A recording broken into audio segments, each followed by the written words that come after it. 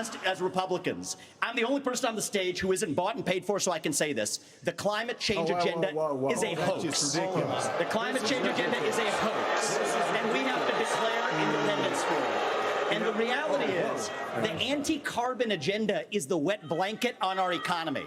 And so the reality is, more people are dying of bad climate change policies than they are of actual climate change. Governor Haley, Well, that's a big subject, of course, and I mean, I don't like the word catastrophe. I don't think there's any catastrophe there, but certainly the climate is changing, and that's important.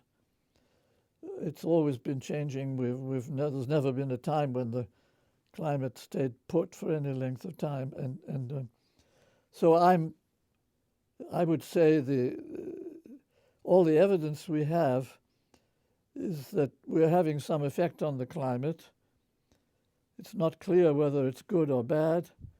It's not clear whether it's going to become a catastrophe or not. The next category of errors in an inconvenient truth has to do with attribution. So attribution is where we take some observations and we look at what's causing a change in those observations. So that's what's called trend attribution.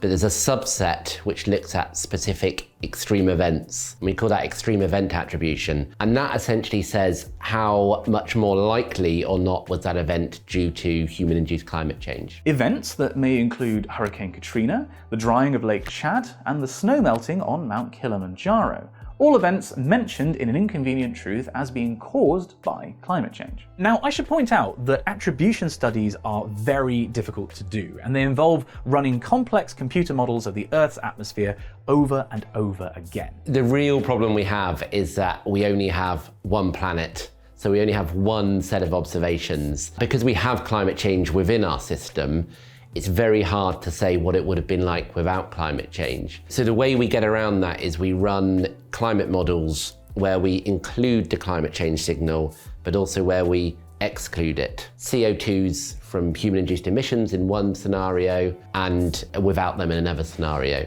And then we compare what the weather looks in that world without climate change versus that world with climate change. And then we look at where the observation sits within those two weather patterns, and that tells us the attribution of the event. You'll notice that Dan talked about shifting weather patterns and probabilities. The idea is an attribution study can tell you if the weather conditions leading to, say, a lake drying up became more likely due to climate change, not if the lake drying up was caused by climate change. And the other thing to stress is that this is really quite a new idea. However, do not make the mistake of equating the errors of an inconvenient truth with those made by people skeptical of anthropogenic climate change. Climate skeptics cherry-pick data, and they take findings out of context in order to make statements that fly completely counter to the scientific consensus, while those who advocate for action on climate change make statements that are missing caveats or are insufficiently supported by the evidence, though still grounded in fact, and do so in order to accelerate action that is deemed necessary based on the scientific consensus. Both are problematic, and an inconvenient truth definitely strays into the latter, but it stands apart from media made by those skeptical of anthropogenic climate change. Take all the errors out of this film, and it still presents a complete, compelling argument based on inconvenient, but true fact. Not something you can say about media made in scientific opposition to it. But what I think is absurd, what I disagree with very strongly, is the idea that climate is predictable, that we can do things 100 years in advance, knowing what's going to happen. That's just not the way it is. A judge had to rule, in consultation with the scientific literature, was an inconvenient truth accurate? In other words, did it represent the scientific mainstream? And further, was it a political film? Justice Michael Burton ruled that an inconvenient truth is, quote, substantially founded upon scientific research and fact, albeit that the science is used, in the hands of a talented politician and communicator, to make a political statement and to support a political program, and that, quote, the film advances 4 main scientific hypotheses, each of which is very well supported by research published in respected, peer-reviewed journals and accords with the latest conclusions of the Intergovernmental Panel on Climate Change. However, he also identified 9 errors in the film that I've broken down into 3 broad categories. But I think the film contains another error, a much larger one that the judge couldn't possibly have known about and so wasn't included in the court case. So in this video, let's talk about those 9 errors in perhaps the most significant piece of climate change media ever made, and that one extra, and what they all tell us about climate science. But what if, as the report's underlying data suggest, we actually have more time to limit global warming to below catastrophic levels? If we have 30 years to address climate change, then we have much more palatable options. First of all, the economy and technology are naturally moving away from fossil fuels. Then we can give entrepreneurship and bottom-up innovation a time to work. We can adopt policies that gently nudge the economy in the right direction without creating the disruption and misery of sudden bans.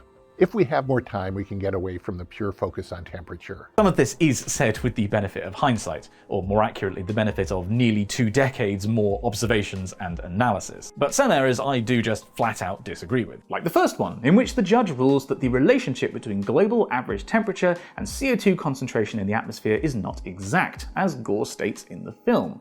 In fact, he says... And the relationship is actually very complicated, but there is one relationship that is far more powerful than all the others, and it is this. When there is more carbon dioxide, the temperature gets warmer because it traps more heat from the sun inside. Which is a very good description. Complex relationship, but the overwhelming correlation over the timescales depicted is that when CO2 levels go up, so too does the global average temperature.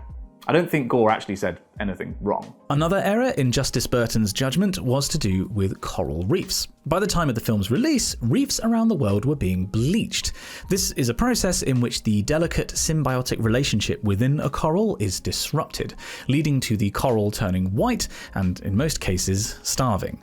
Gore argues that this is happening because of climate change. The judge cited the then latest IPCC report in saying that the causes of coral bleaching are difficult to separate and there's no clear link to climate change. Though with the benefit of hindsight, they absolutely are being bleached because of climate change due to rising sea temperatures. The evidence at the time was, however, undeniably weaker. And lastly, Gore talks at some length about the Atlantic Ocean Conveyor, an ocean current that transports heat up to the North Atlantic. You've probably heard of the surface component of this, the Gulf Stream. The idea, according to Gore, is that if enough meltwater ran off a melting Greenland, that this conveyor could stop, as it has done in the past. At the time, the scientific consensus was that while the conveyor may slow, it was very unlikely to actually stop. Subsequent analysis indicates that in some pessimistic scenarios, this collapse is actually likely. So I don't think the film is really wrong, just that the evidence at the time didn't really justify the confidence Gore implied in his conclusion. So these were the 9 errors the UK High Court found that an inconvenient truth contained.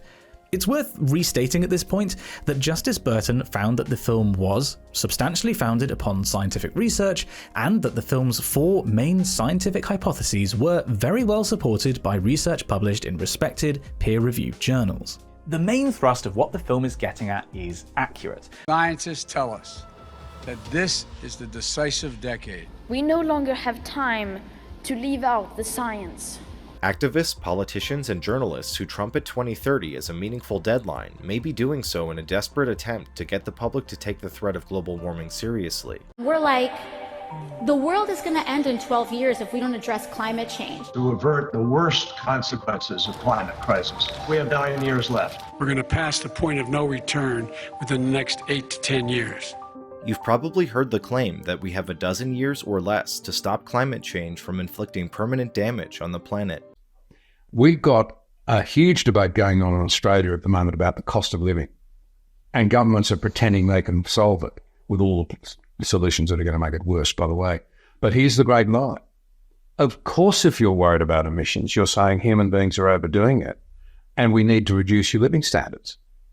And so you're saying to young people who are worried about climate change, we'll get you a secure future, without being honest and saying, actually, we've got to lower your living standards. There is no other way around this. This talk about a new economy built on renewables being prosperity for everybody, nobody really believes that. There's no leadership. Leadership would demand that you actually level with people and say, we've got to make these massive changes, if that's what you believe, and they will result in lower living standards. It is not true that renewables are cheaper in this country, for example, than coal. They're not, and they never will be. And no one even points out, for example, these massive solar farms we're building. You've got to go and replace them all within 20 years. Replace them all. So there's this incredible walking of both sides of the street.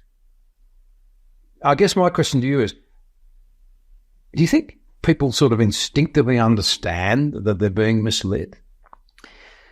Some people do, and some people don't. And if you remember my speech at the Oxford Union, which did crazy numbers online, in which this is the great tragedy of my career. I keep getting recognition and opportunities because I'm saying really obvious things that everybody knows. I'm just one of the few people prepared to say them.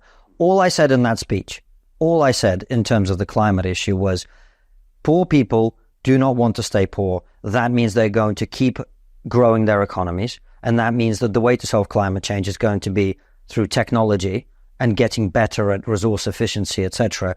You are not going to get people to reduce their living standards.